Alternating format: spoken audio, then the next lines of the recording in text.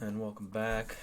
Congratulations on making it to the second way to find a solution of two lines, which is with substitution. And this is going to be the easiest way to do substitution because you already have half of your answer here. You already have, remember, we're always going to be finding a point. So remember, a point always has an x coordinate and a y coordinate. So when we're finding a solution, we got to find both. We got to find x and y. So the other thing about this video is that every last step, whether it's elimination or substitution, will be this step. You will have one, x or y, and you got to get the other one. It's always going to be the last part. Shmoobity boobity boop. So here's this first one to do two examples. I already have a point, or I already have half my point. Which half do I have? Do I have x or y? Yeah, I got y. Y is 3. It says 3 right here, so I'm going to go ahead and put that answer in already. I've got half the answer.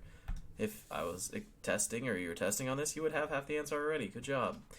And now we're going to find x. So we know that y is equal to 3, and we're going to do substitution. We're going to take that 3 and plug it in. You've done something like this before.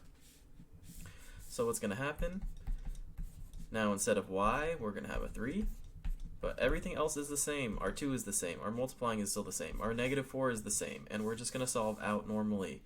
We're going to take that x is equal to 2 parentheses and 3. That's multiplication. Gives me a 6 minus 4. X equals 2. And then I could put that right back in there. And there we go. Boom. So this is always going to be the last step of your finding a solution problems when you're doing elimination or substitution, because you're always going to get one and need to find the other. So if we look at this second example, which part of our point do we have?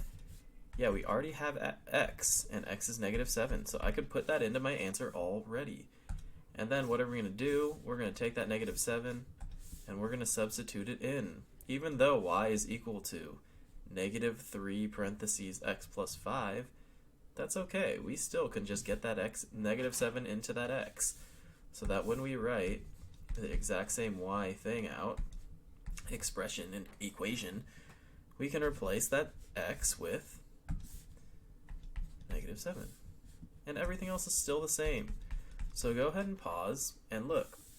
Everything is still the same in that first one, except the y became 3. Everything is the same in the second one, except the x became negative 7.